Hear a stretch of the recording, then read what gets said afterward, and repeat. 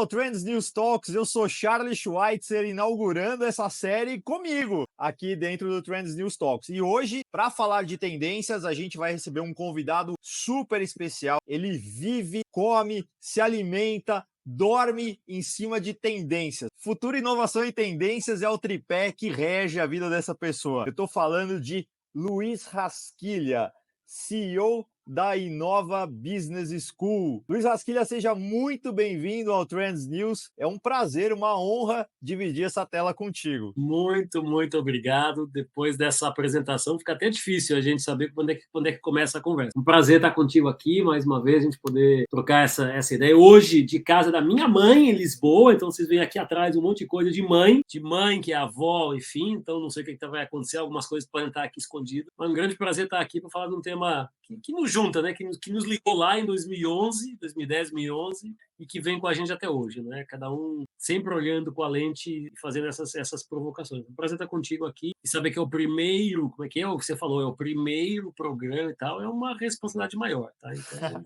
não vê como Olha, sai. Luiz, é o primeiro em muitas coisas. É o meu primeiro Trends News Talks, dentro desse grupo de 17 especialistas que compõem aqui o Trends News, mas também dá para dizer que é o primeiro Trends News Talks internacional, uma vez que você está falando de Portugal. Então, Hoje eu já vou deixar um pedido aqui, a gente vai crescer a nossa audiência em Portugal. Então, pessoal, se você está assistindo esse conteúdo do Trends News Talks, você já sabe, se inscreva no canal, ative o sininho para receber as notificações. Os nossos outros especialistas também estão gravando outros Trends News Talks. E claro, você não pode perder a nossa edição semanal, o Trends News. Então, você já sabe o que fazer e agora conquistando a audiência também de Portugal.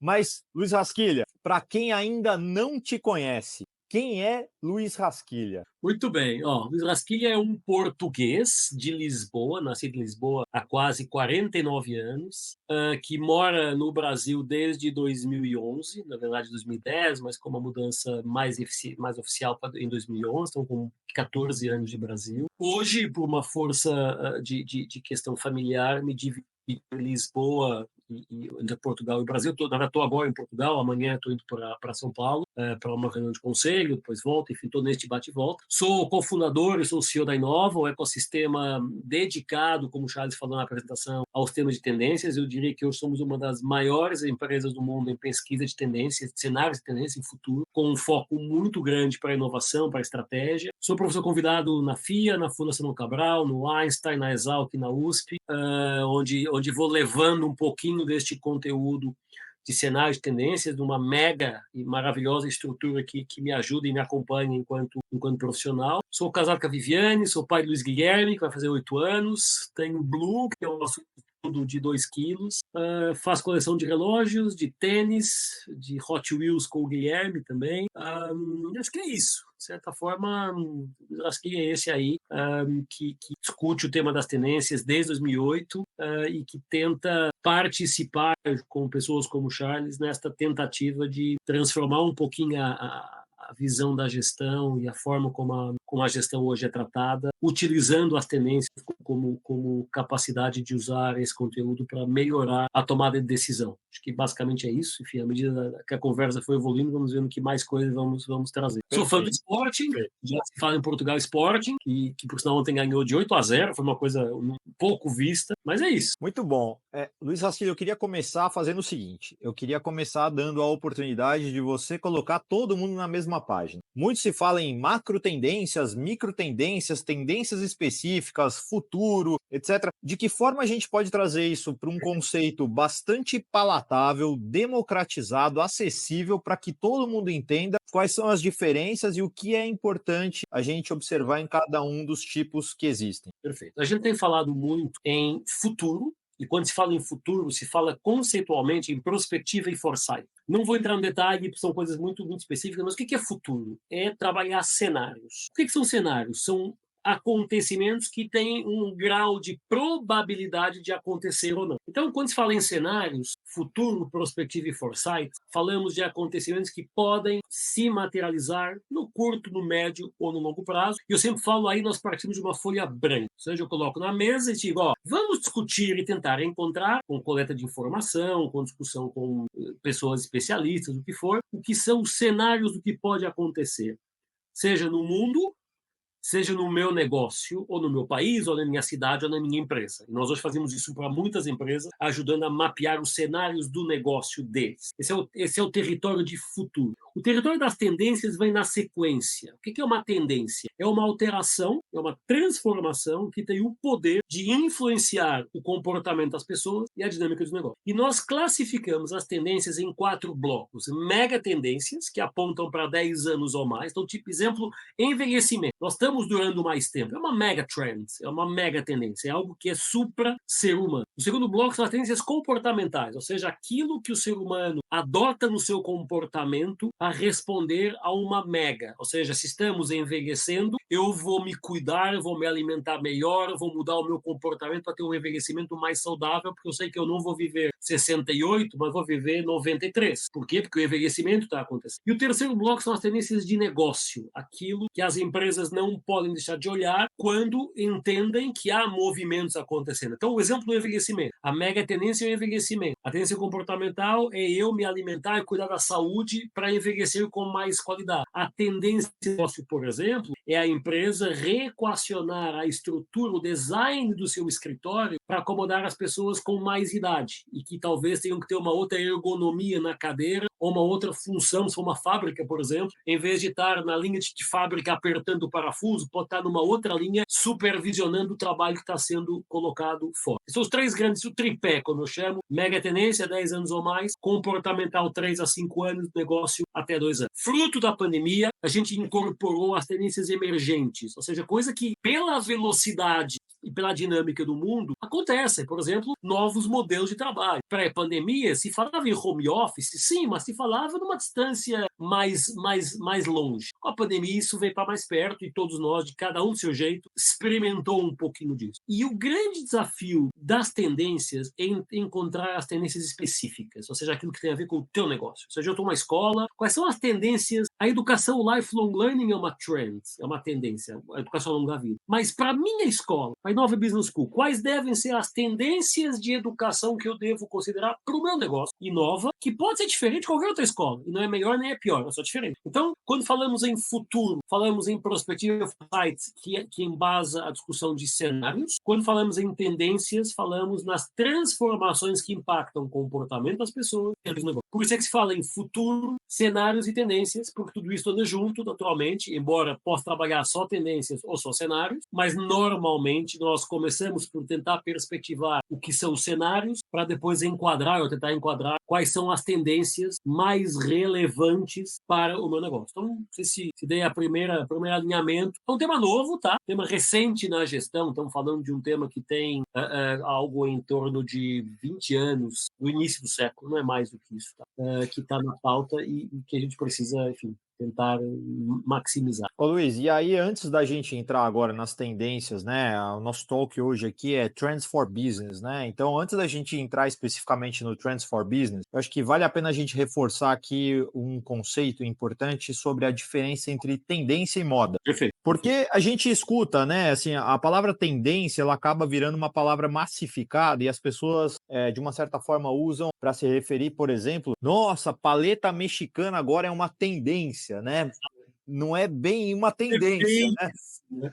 Você sabe que se fala muito em moda, se fala muito em tendência na moda, por é a tendência do vermelho, do azul, do amarelo, da primavera ou do verão, porque foi a área da moda a primeira a investir forte no mundo em mapear tendências. E aí, naturalmente, design, de material, não sei o quê. Mas a paleta mexicana é mais que uma onda, que é um pedacinho da moda. O que é uma onda? Entra e sai com a mesma velocidade. E, vamos lá, paleta mexicana, como você falou, ou os Yogo Berries, também tinha para tudo quanto era lugar, foram movimentos que tiveram o seu sucesso, mas eles entraram e saíram quase na mesma velocidade e não mudaram a regra do jogo. A moda, o próprio nome indica, tem de hora para acabar. Então tem um limite de tempo a partir do qual aquilo deixa de ser relevante. E a tendência, ela é mais perene, ela dura mais tempo. Quando se fala em economia da experiência, em que as pessoas querem, mais que comprar produtos, são as experiências, não é de agora, é de 99, tem 20 não sei quantos anos. Só que vai se renovando a forma como se transmite a experiência ao consumidor, ao cliente, ao employee experience, ao colaborador. Então, é sempre importante levar em consideração o seguinte: modas e ondas são de curtíssimo prazo, entram e saem e têm que se revezar muito rapidamente. A tendência é mais estável, é mais durável, tem uma linha temporal mais ampla, naturalmente tem uma intensidade maior. Agora, demora mais tempo para gerar resultado. Eu não tenho dúvida que quem investiu na paleta mexicana ali pelo primeiro ou pelo segundo round da conversa teve sucesso, mas não está aqui para contar a história 10 anos depois. Quando você pega uma empresa que conhecida pela sua experiência, tipo Amazon, a forma como você compra, ela está aqui para continuar contando a história e talvez até descobrindo novas formas de gerar experiência ao usuário. Então, importante também esses conceitos e ser purista no sentido conceitual do termo, de que são coisas diferentes, moda e tendência são coisas diferentes, têm objetivos diferentes, e não tem nenhum problema uma empresa dizer eu vou trabalhar nas modas ou nas ondas, não tem nenhum problema. Mas assuma que esse é a sua escolha e não use palavra incorreta, para classificar coisas que não são verdade. Então, isso é algo que a gente vai fazendo também. Perfeito. E aí, Luiz, você falou então que existem as megatrends e essas são de domínio global. Quais são as megatrends que a gente deveria estar atento agora, 2024, e que vem aí carregando, né, essa linha do tempo e a gente de fato deveria estar atento nos nossos negócios? Bom, a gente tem na Inova todo ano sai um relatório, tá? Com mais ou menos intensidade. O Global Trends for Business é mais em negócio, então é Business Trend, mas o What's Next 2021 vai ser atualizado este ano, fala um pouquinho das megatrends. Eu não vou resgatar o What's Next, até porque ele está disponível na web, e sem pedir nome, nem e-mail, nem cookie, nem nada, tá free, literalmente free, mas a gente tem que olhar, eu acho, para 3 ou 4 coisas que são global trends. Primeiro, termos mais gente no mundo durando mais tempo. Isso é uma tendência global, não tem o que fazer, é incontornável. Batemos 8 bilhões de pessoas no planeta no ano passado, quando se previa 2030, então mesmo com a pandemia, a população global no mundo cresceu, portanto, chegamos a 8 bi de pessoas, com expectativas de vida próximas dos 100 anos em algumas regiões do mundo, 120 em outras e 90 em outras. Então, primeira mega trend, mais gente no mundo durando mais tempo. Com um pequeno detalhe, né, Luiz? Eu acho que assim, se a gente fosse fazer aqui uma enquete e perguntasse qual é o país mais populoso do mundo, talvez todo mundo respondesse China de bate-pronto, sendo que em abril do ano passado já não é mais a China, Não é já é mais. a Índia, A o Índia. país mais populoso do mundo. 1,4 bi perante 1,3 bi. Números redondos, tá? É 1 bi 430 e não sei quantos para 1 bi 300 e não sei o quê. Ainda assim, a diferença é pequena, mas é gente pra cacete entre a diferença de um e outro. E a Índia ultrapassou a China no ano passado como o país mais populoso do mundo. Se colocarmos as redes sociais como populoso, talvez o Facebook seja o país mais populoso do mundo e o YouTube seja o segundo ou o inverso. Mas, sem dúvida, esse é algo que a gente tem que levar em consideração, porque o envelhecimento e a explosão demográfica, que nós chamamos como uma mega tendência, ela abre muitas possibilidades. Ela abre muitas oportunidades de atender segmentos de mercado diferentes, de atender áreas, regiões diferentes, com produtos ajustados a um segmento 60 mais ou 65 mais, que há 10 anos atrás eram os aposentados para quem ninguém olhava, e hoje são quem, de certa forma, concentra uma bela parcela da riqueza global, aqui, das viagens, o que foi. Então, acho que é uma mega trend que vale a pena considerar. Outra incontornável é o poder da tecnologia e do mundo digital. O tsunami digital, a massificação da tecnologia. Não vou nem entrar ainda nas inteligências artificiais, generativas, ChatGPTs. Isso são materializações da trend. A trend é o poder transformador da tecnologia do digital, fazendo com que o acesso à informação, o compartilhamento de informação, o acesso ao conhecimento, a forma como as pessoas, até a velocidade como as coisas acontecem hoje é muito mais rápido. Ou seja, a tecnologia tem não só baixando o preço, mas melhorando performance, permitindo que o mundo se conecte. Quando você fala, mas é uma minoria, mentira. Hoje, mais 70% das pessoas do planeta estão conectadas. E, portanto, tecnologia e digital pressupõe a conectividade e a internet como o grande mapa global do mundo. Acho que essas são duas megatrends importantes. Depois temos outras um pouquinho mais delicadas. A megatrend ligada a toda a discussão ambiental sustentável. Por que eu chamo delicado? Porque, às vezes, começamos a ver essas megatrends serem mais usadas como ativismo do que como preocupação legítima para um planeta melhor, mais sustentável, e tudo que a gente conhece até com a prática da sigla ESG, do Environment, Social e Governance. Ou seja, como é que a gente atua para ser mais responsável pela nossa interferência no planeta ou no ecossistema regional onde estamos inseridos. Então, a discussão ambiental, não vou entrar em sustentável, ambiental e sustentável, pessoal, mas sustentável até mais. Não estou nem falando de aquecimento global, aquecimento não está em causa, mas é a questão sustentável, que é uma trend muito forte. E, naturalmente, há duas outras, talvez mais delicadas ainda, que é a econômica, o que a gente vê, o impacto pós-pandêmico fez na economia global, acentuando desigualdades em alguns momentos, redefinindo regras que eram inquestionáveis, e, naturalmente, a questão geopolítica, que tem escalado no último ano, principalmente com a questão da Ucrânia, da Rússia, agora mais recente com Israel, com focos de conflito globais que têm impacto na economia, naturalmente, nas cadeias de suprimento, mas principalmente na nossa saúde mental, que era a última que eu queria tratar também, porque com tanta mudança acontecendo, do ponto de vista tecnológico, do ponto de vista empresarial, do ponto de vista de negócio, temperada por focos de conflito global, que é de levar em consideração, tá lá do outro lado do mundo, tá bom, mas em algum momento isso nos influencia, seja do ponto de vista atualmente de preço ou da incapacidade de acessar algum tipo de insumo, matéria-prima, isso deixa as pessoas um pouquinho mais tensas e se sente um pouquinho mais de insegurança, um pouquinho mais de a própria saúde mental do ser humano sendo afetada por esta avalanche de transformações. Nós somos da geração, os nossos pais principalmente, da geração pós-Segunda Guerra Mundial, onde se encontrou ali dos anos 50 aos anos 90, 2000 nesse século, uma estabilidade, não era um desenvolvimento, tá? Mas era uma estabilidade, e agora o desenvolvimento está gerando alguma instabilidade. Então estamos aqui num tsunamizinho de coisas, acho que são algumas das mega trends que vale a pena considerar e tentar perceber de que forma isso pode ou não impactar a nossa realidade, a nossa vida, a nossa empresa, enfim, a nossa forma de olhar. Eu tenho certeza absoluta que, em maior ou menor grau, isso realmente impacta a vida das pessoas. Eu mesmo senti isso na pele. Eu estava ali no início de outubro para programar minhas férias para janeiro agora de 2024 e tinha a intenção de fazer a minha viagem para conhecer as pirâmides no Egito. Então, em 7 de outubro, Israel é atacado covardemente pelo grupo Hamas e aí meus planos de férias mudaram completamente. Exatamente. Deixei de ver as pirâmides do Egito para ver as pirâmides de Chichén Itzá, no México. Exatamente. Então, Absolutamente mais seguro. exatamente. Isso impacta e faz-nos pensar, né, no sentido. E, ao mesmo tempo, não é qual é o nosso papel, mas que tipo de contribuição nós podemos dar para a melhoria desses momentos mais tensos.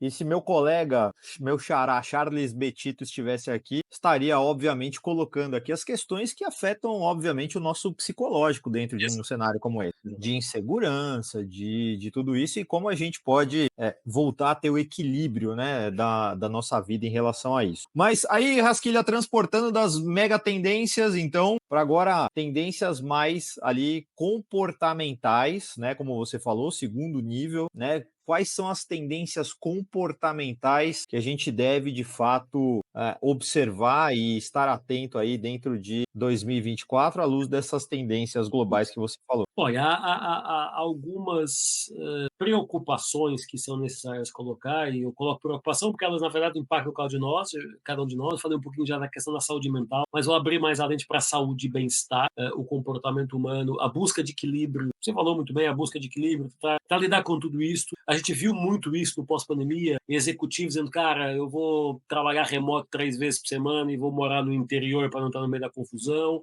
para equilibrar um pouquinho, ainda mais com a família. Então, uma preocupação comportamental com a saúde e o bem-estar. Isso se reflete depois na forma de alimentação, na forma de descanso, na forma de esporte. Tudo isso são comportamentos que vão influenciar, que vão pautando essa busca por um maior equilíbrio entre mundo profissional, mundo pessoal, relax, estresse. Acho que essa é talvez a mais importante a ter em linha de conta. Isso também é um comportamento que está muito latente, o ressignificar das verdades, ou seja, aquela coisa, eu vou trabalhar a vida inteira na mesma empresa, vou me aposentar e não sei o quê, e muita gente vai dizer, talvez vou fazer outras coisas da vida e tá tudo bem em relação a isso. Então, o ressignificar de coisas que não eram, eu diria, não eram questionáveis até 2, 3, 5 anos atrás. Acho que esse é um ponto que vale, sem dúvida, a pena levar em consideração. E um comportamento fundamental eu vou chamando sempre de lifelong learning, mas de aprendizado contínuo. Ou seja, para conseguir navegar neste contexto,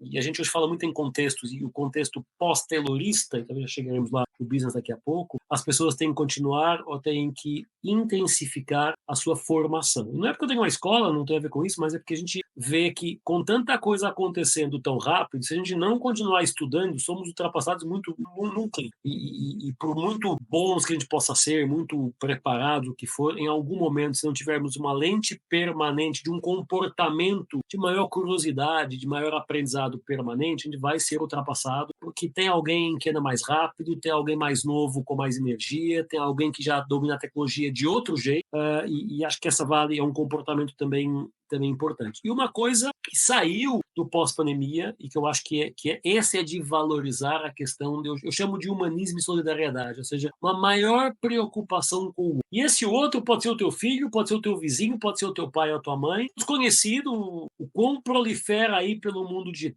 as vaquinhas para ajudar pessoas que ficaram numa situação mais desfavorecida ou mais exposta. Não se via isso há 4 ou 5 anos, ou não se via tanto. Agora, eu acho que essa vontade, essa disponibilidade de ajudar, de estar disponível e de se doar, seja do ponto de vista de horas de conhecimento, de apoio voluntário, de participar é algo que tem crescido e talvez fruto de todo este contexto também geopolítico, econômico, tecnológico, as pessoas perceberam que se devem ajudar um pouquinho mais. O professor Gretz, eu ouvi esta frase dele, não sei se é dele, mas ele fala, sozinho eu vou mais rápido, mas juntos vamos mais longe. Eu acho que é uma bela tangibilização do momento que nós estamos vivendo. E, naturalmente, todos nós sendo confrontados com novidades, com realidades para as quais não fomos preparados. Aliás, temos um cliente na Inova que fala, logo na minha vez é que tudo isso acontece. Porque nós não fomos preparados para sinais e tendências, para transformação digital, para inovação, para diversidade e inclusão, para ESG. Tem um monte de temas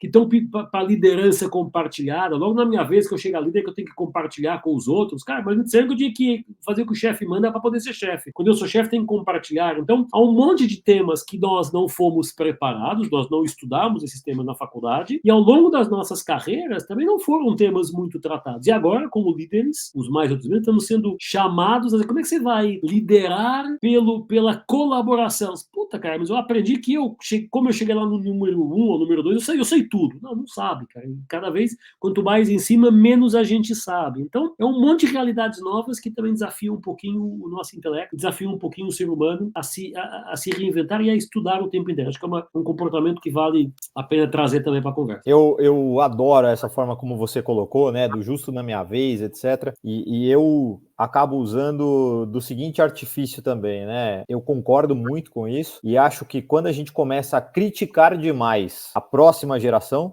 né, a geração subsequente, é porque nós estamos nos tornando obsoletos. Exatamente. E aí entra demais a necessidade da gente continuar essa vontade de aprender, reaprender, reestudar, se reinventar. Então aí eu acho que talvez essa seja também uma boa tendência para a gente mapear e ter ela no horizonte. Começou a criticar demais a próxima geração, cuidado que você talvez seja você que está problema. Exatamente, está ficando para trás, né? Legal. Rasquilha, vamos tentar aterrizar mais um pouquinho agora, né? A gente falou então das mega tendências, agora um pouco das tendências comportamentais aí, como a sociedade também está se encaixando dentro de tudo isso, mas, bom, a gente está aqui também para falar de Trends for Business, então eu acho que a gente pode talvez selecionar 1, 2, 3 indústrias aí, ou tendências que de fato possam afetar diretamente e especialmente aqui os negócios no Brasil.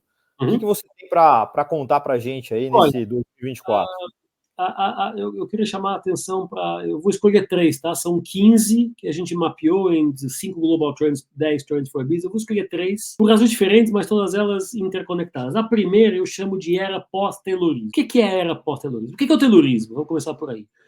100% das empresas do mundo foram criadas dentro de uma regra definida por 3 empresários americanos do pós-Primeira Guerra Mundial, Taylor, Fayol e Ford, que padronizaram, escreveram, definiram a forma como uma empresa, e tipicamente a indústria, mas que depois as empresas todas se deviam comportar. Isso ficou conhecido como modelo taylorista, ele foi o primeiro, mas são 3, na verdade, e é um modelo que diz basicamente o seguinte: faça sempre da mesma forma que foi a forma que deu certo, repita o que deu certo, faça mais com menos, estandardize os processos e cala a boca, porque sempre foi assim, sempre será assim. Eu diria que top-down, cadeia de valor com comando e controle, departamentalização, hierarquias, job description, e as empresas todas no mundo se renderam, e muito bem, porque deu certo no contexto que estávamos vivendo, o modelo taylorista. A pandemia é a virada de chave da conversa para o que eu chamo de modelo pós-taylorista. Não tem nome ainda, eu chamo modelo futuro da gestão ou pós-taylorista, que é uma outra forma de organizar as empresas, de liderar as pessoas e de fazer o negócio acontecer. Então, de repente, você começa a ver montadoras de carro não vendendo carro, mas vendendo a assinatura para você ter o carro. Mas pera um pouquinho. Não era uma coisa vai há 30 anos atrás falar na General Motors lá que eles vão vender carro, vão dar carro por assinatura. Você saiu voando pela janela sem passar pela janela, sem abrir a janela, porque montadora, linha de produção, cadeia de suprimento de abastecimento, monta carro X por segundo, ou por minuto, ou o que for, tem que vender e alguém tem que, na cadeia de valor, empurrar para o cara seguinte. Então, estamos numa era do pós-taylorismo, uma era onde nós estamos redesenhando modelos de gestão, modelos de funcionamento, modelos de liderança, modelos de comercialização, e que não são apenas centrados na cadeia de valor que empurra para a etapa seguinte, B2B, B2C, mas para coisas, e agora vamos para a segunda, que fala muito de plataformas e ecossistemas, ou seja... Deixa eu fazer um parênteses agora aqui, Luiz Rasquilha, assim, eu já fiz isso muitas vezes dentro do Trends News. Na metade do nosso programa, eu sempre solto um alívio cômico aqui. E aí você me deu a deixa agora com a história do Ford. Então, eu vou contar aqui a verdade sobre a lenda que até hoje gera um comportamento, olha lá, é uma mega tendência que gera um comportamento, né, e que está vivo e presente até os dias de hoje. Meu filho já participa desse tipo de brincadeira. Em 1914, na fábrica da Ford, um funcionário descuidado errou na pigmentação dos carros e o Ford T preto, que só podia ser preto, saiu azul. O Ford, que estava supervisionando isso, deu um tabefe no funcionário responsável pelo Ford T azul. E eu até hoje, não é um Ford, mas um Fusca azul, se passar na sua frente, vai rolar aquela briga, aquele tapa. Então veja a mega tendência comportamental, inclusive, e eu acho que o Fusca azul causa. Que o meu filho, sem saber por quê, começa a dar tapas quando vê Fuscas azuis. É muito louco. Ninguém explicou a história, mas acontece, vai passando de geração em geração. A história é essa. A história é essa. Dentro da fábrica da Ford, o próprio Henry Ford deu um tapa no seu funcionário quando ele errou na pigmentação e o Ford preto saiu azul. Você com o Fusca FF, a gente dá tapas quando vê o Fusca azul. Fusca azul. Pô. Depois desse alívio cômico aqui, vamos para nossa segunda tendência, então, Rasquilha. Vai lá. Falar de algo que, para mim, é talvez o conceito mais transformador da década, que são os negócios de plataforma, que não é dessa década, da década passada, mas de ecossistemas. O que são negócios de plataforma? O que é uma plataforma? Vamos pegar o exemplo prático, tá? A Uber é uma plataforma, Spotify é uma plataforma, o Airbnb é uma plataforma, para pegar aquelas que são mais comuns. Plataforma é um elo de conexão, tipicamente tecnológico, entre quem tem alguma coisa para vender e quem quer comprar alguma coisa. Então, eu quero ir do ponto A ao ponto B, um cara do lado tem um carro, tem uma plataforma que o cara sabe que eu quero me deslocar, e o cara vem aqui e me leva para outro lugar. Nasceu assim a Uber e a 99 Táxi, por aí vai. Plataformas nasceram, ou pelo menos começaram a se massificar na década passada, 2013, 2014, tem 10 anos, aliás, o professor Geoffrey Parker do MIT sistematizou isso no livro A Revolução da Estratégia, as plataformas. E esta década, a gente vê muito o nascimento dos ecossistemas. E, mais uma vez, sozinho eu não consigo fazer, deixa eu me associar com outros. Mas não é uma associação de passa lá em casa, aquela associação de, tá bom, somos parceiros, um dia acontece alguma coisa. O ecossistema é um grupo de unidades de negócio não concorrentes que comungam do mesmo DNA e que operam em territórios e funções complementares. Então, um exemplo clássico e que deu origem a uma bela discussão no INSEAD de 2021 de uma companhia de seguros na África do Sul que, percebendo que havia um comportamento, uma tendência comportamental de pior alimentação, maior obesidade, menos esporte, isso poderia criar na sua companhia de seguros, tá? Na lógica de longo prazo, mais indenizações dos planos de seguros de vida por uma questão de AVC, infarto, etc. O que eles fizeram? Montaram um ecossistema de saúde para fazer com que cada cliente daquele seguro de vida tivesse um diagnóstico individual sobre a sua saúde e um plano de desenvolvimento de saúde que passava por alimentação, por esporte, por descanso, não sei o quê, que permitisse reduzir o risco de AVC ou de infarto. Uma companhia de seguros, e a gente trabalha com várias no Brasil, felizmente, ela sabe calcular prêmio em cima de um rácio de perigo, de atuariado, acabou. Ela não sabe recomendar a melhor alimentação para você, ela não sabe te recomendar o melhor exercício físico, ela não sabe recomendar o qual é que você deve cuidar de você.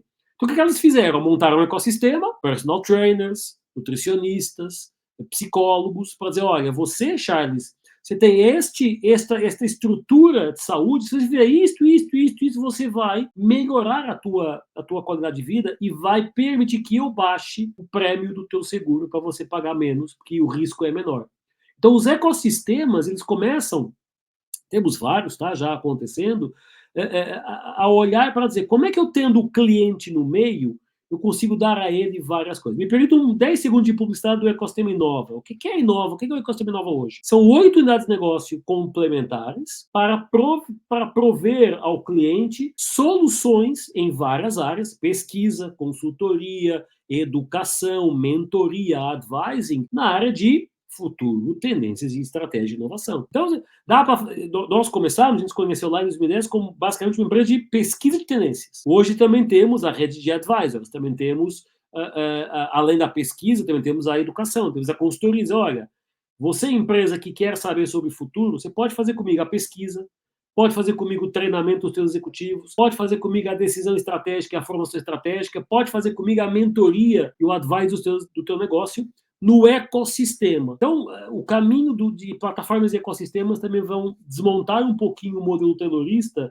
de autossuficiência para uma coisa que dá para fazer, mas tem que fazer com mais gente. E falamos de modelo pós-taylorista, plataformas e ecossistemas. Deixa eu te fazer uma pergunta, e aí fique à vontade para dizer o quão utópico ou naivo eu estou sendo agora com essa interpretação do que você disse, né? A gente falou de construção de ecossistemas dentro de um mesmo grupo econômico. Mas quando eu olho, por exemplo, para o modelo econômico das empresas de telecomunicações, e eu trabalhei dentro de uma empresa de telecomunicações entre 2005 e 2008, eu me lembro bem de ver as empresas naquele momento do país operando com margens da ordem de 40% a 45%. Na linha do tempo, com a digitalização que você bem colocou aqui, essas margens foram caindo para patamares hoje muito próximos de 20%. seja, as empresas estão, de fato, deixando de ganhar dinheiro na linha do tempo. E está muito claro que isso está associado ao custo de implementação e manutenção da infraestrutura de rede, que acaba sendo duplicada, triplicada, quadruplicada em função do número de players. Exatamente. É possível a gente imaginar um modelo de negócios onde concorrentes se fundam dentro de um ecossistema para dividir o custo ou dividir o problema e aí melhorar coletivamente o seu resultado?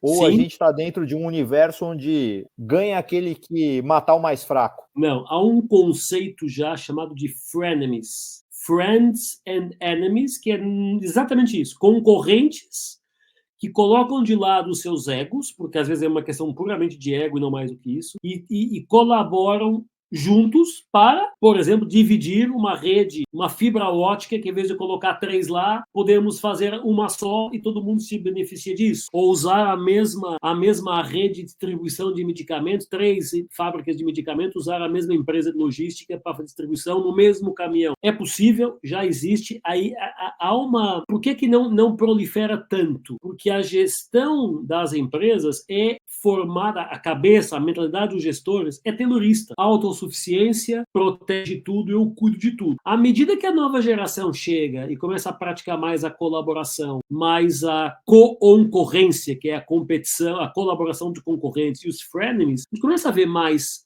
essa possibilidade. Claro, há coisas mais conhecidas do que outras, no mundo automotivo tem muito isso, não é? Comum, conhecido. Segmento financeiro, né? O segmento financeiro é conhecido por isso. A própria Serasa, né? O nome Serasa, ele vem de centralização dos bancos, né? Exatamente. Tem as câmeras de compensação, enfim, que sempre tem uma coparticipação desses players. Então, é possível. Há que vencer uma barreira cultural. Mais do que tecnológica, é cultural. E esse é o ponto. Porque no final do dia somos humanos, né? E fomos formados logo na minha vez, que eu fui formado para me proteger, para destruir o concorrente, é que me vem falar de colaboração, de frenemy, de dividir para multiplicar. São coisas novas. São coisas novas e estamos aprendendo ainda os melhores modelos para praticar exatamente isso, em termos dessa dinâmica. E a terceira, que eu iria falar demais, mas que essa talvez seja a minha preferida, mas é aquela que para mim faz mais sentido, é a ambidestria. Ambidestria no sentido de... O que é ambidestria? O conceito não é novo, o conceito de ambidestria na gestão é de 2004, tem 20 anos praticamente, mas diz assim: você, ao mesmo tempo que tem que cuidar do negócio atual, que paga a tua conta mês a mês, trimestre a trimestre, você também tem que pensar no teu negócio para o futuro, tem que preparar o teu negócio para o futuro. Por que é que a Nokia, ou a Kodak, ou a Blockbuster não sobreviveram? Porque elas eram muito boas no que elas faziam, protegeram tanto o que elas faziam, porque elas eram boas, não se prepararam para as transformações e para as ondas de transformação que estavam sendo mapeadas, e a Kodak, a Nokia, a Blockbuster, elas viram essas transformações, essas ondas chegar. Mas o que elas faziam, elas quase que tentaram se substituir ao mercado, e o mercado acabou por ser soberano. Então, a ambidestria hoje ela está muito mais clara, no sentido de exploit e explore. Exploit, otimiza o que você tem. Explore, desbrava, inova, descobre coisas novas realidades, e elas têm que andar em simultâneo, e não se trata de um ou outro, mas um e outro, eu sempre falo isso. É o modelo em que eu tenho que entregar a meta do mês ou do trimestre, mas tenho que pensar daqui a 3 anos ou 5 ou 10 o que vai ser o meu negócio. Então, por um lado, é escala e produtividade, por outro lado, é inovação, velocidade e criatividade, e tem que andar juntas. E esse também é mais um desafio grande da gestão, porque a liderança foi preparada de alguma forma nesse modelo mais cartesiano de foco e resultado, curto prazo, trimestre, seguir o plano, e não tanto em tentar encontrar a criatividade, a inovação e descobrir coisas novas. Que nos últimos 10 anos, isso foi um pouquinho passado para as startups, então os corporate venture capital, o investimento em startup, para tentar botar grana em empresas que pudessem testar e errar, e às vezes naturalmente acertar também, sem comprometer a operação. E agora começamos a ver a ambidestria, em que a coisa se aproxima mais, se integra mais e começa a fluir de uma forma muito mais leve até no dia a dia. Então, acho que essas 3 E talvez, pegando aqui a quarta e fechando aqui a conversa, convidando naturalmente as pessoas para ler o relatório, o humanismo digital, que é já se fala, já entrou no léxico da discussão o mundo 5.0. Qual é a diferença? O 4.0, criado em 2012, 2013 na Alemanha, foi a tentativa de trazer a tecnologia e a conectividade para os negócios, industriais e não só. O mundo 4.0 era isso, é isso.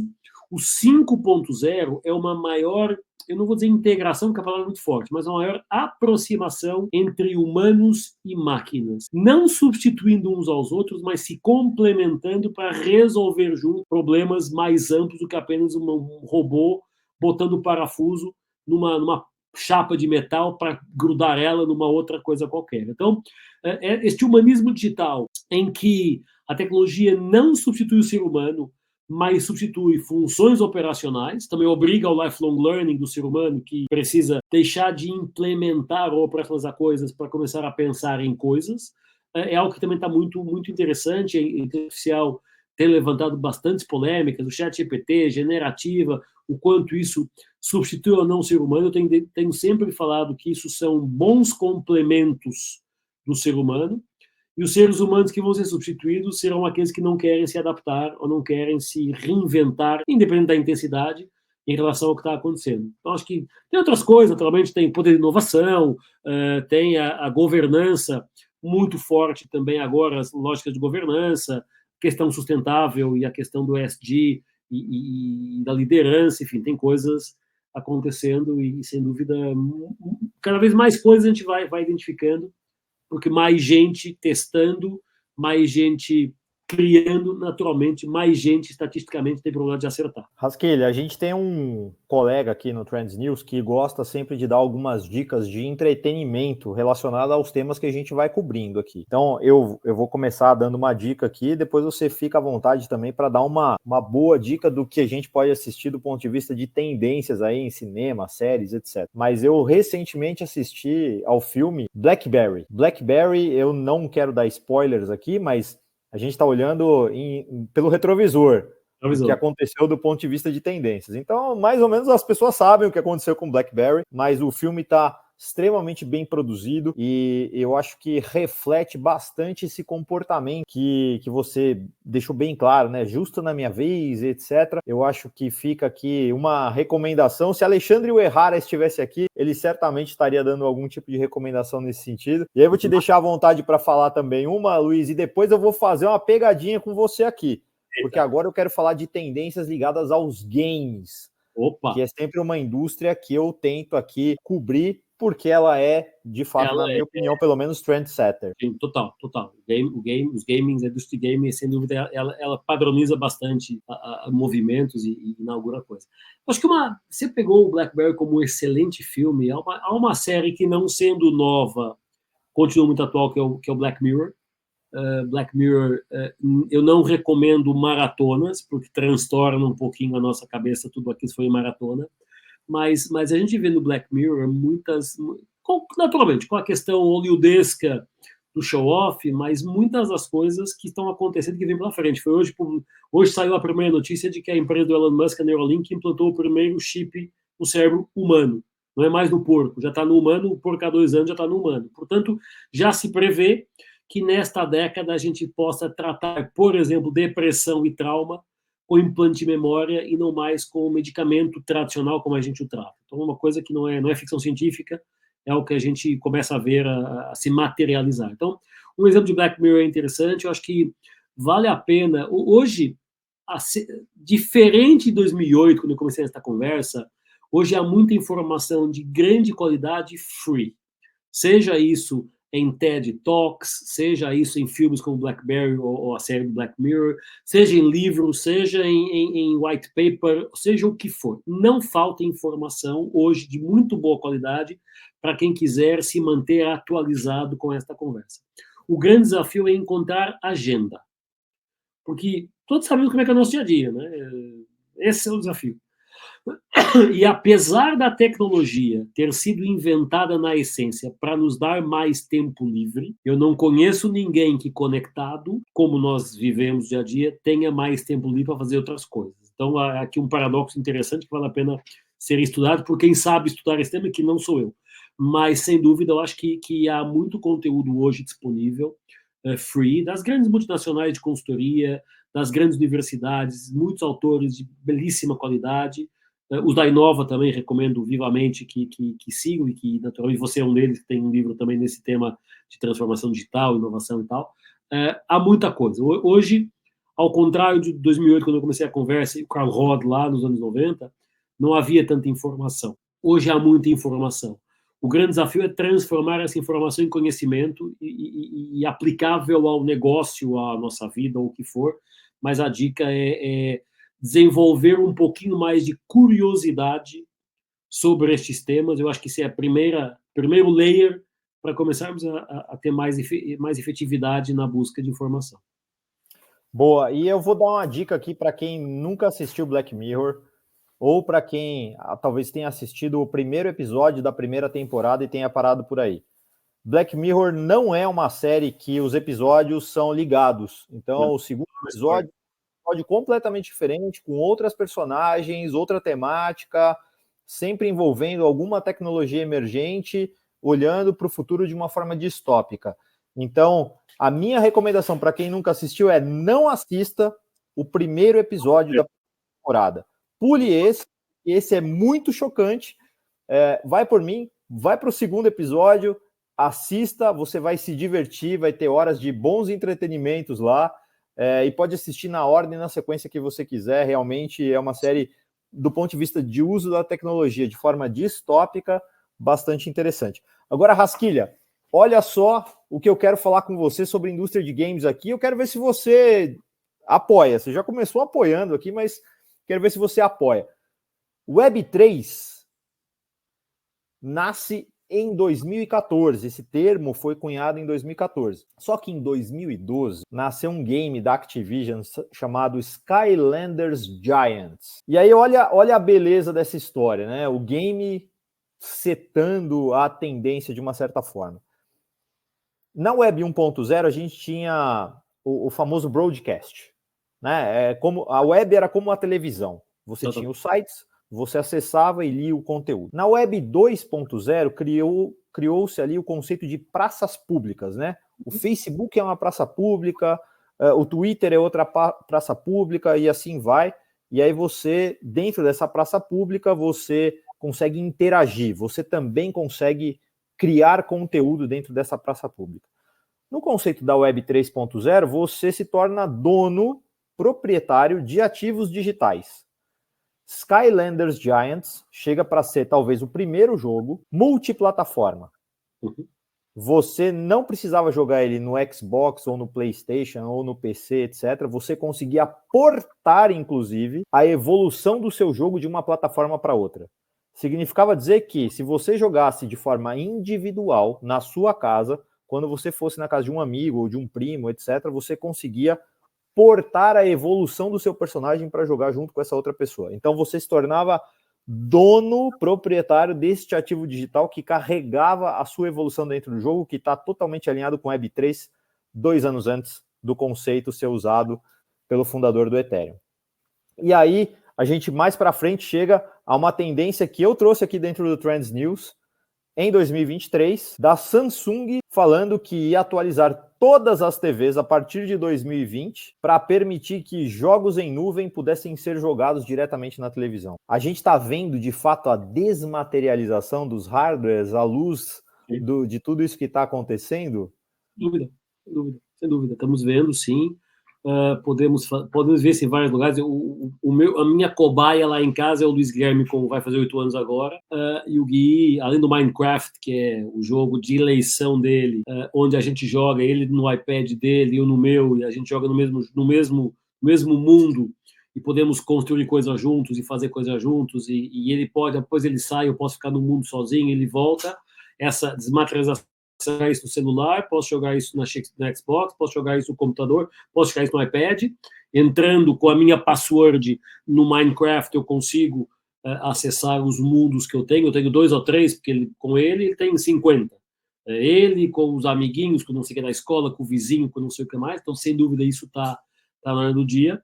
E agora, mais recentemente, ele me apresentou, já me tinha apresentado o Roblox, plataforma de jogos, mas o mais recente da conversa lá em casa é o Crazy Games, que é um Roblox, é a mesma coisa, lá 300 jogos que você pode jogar contra sei lá eu quem, com a atenção que temos de ter, porque quando você está exposto, uma coisa é jogar eu e no Minecraft, outra coisa é um Crazy Games, tem uma galera que eu não sei quem é, e todo dia temos notícias de coisas não tão lícitas e não tão éticas sendo feitas nesses jogos, mas o fato de a gente estava jogando ontem um Crazy Games lá, que o objetivo era éramos uns soldadinhos, e todo mundo tem que atirar, tem que se matar uns aos outros, os bonequinhos, os avatares lá, você tem que trocar a arma, tem que conquistar o castelo, tem não sei o quê, e tem uma galera que eu não sei quem é ali, tem gente ali que eu não sei quem é, éramos, sei lá, uns 15, 20, e o objetivo era que todos tinham que se matar uns aos outros, tinham que se esconder e fizeram.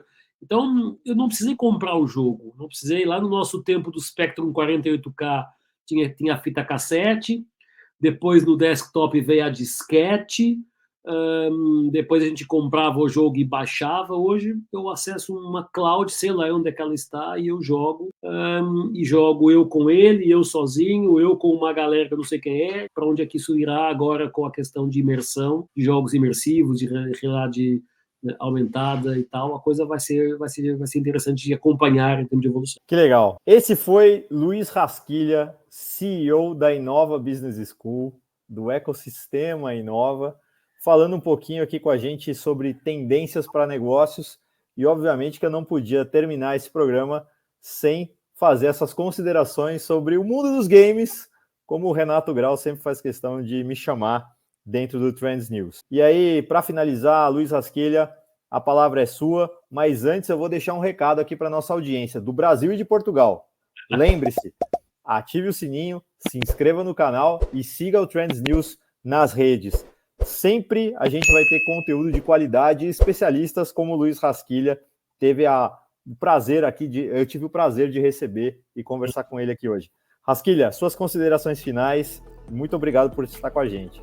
Olha, primeiro, Charles, obrigado pelo convite, prazerzão poder estar com você aqui. E considerações finais, eu acho que hoje está mais fácil para mim e para a Inova falar do tema de tendências.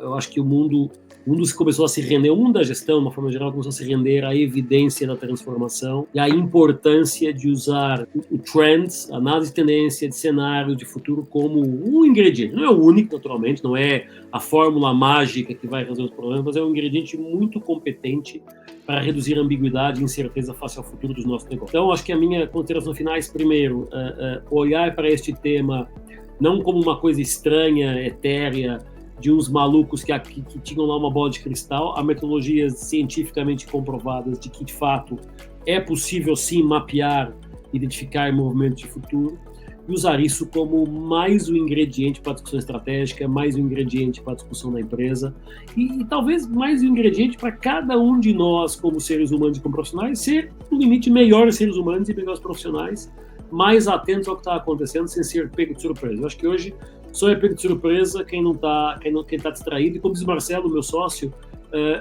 se você não estiver confuso é porque você está mal informado. Então, fiquem tranquilos, porque estamos todos no mesmo barco, há muita coisa acontecendo.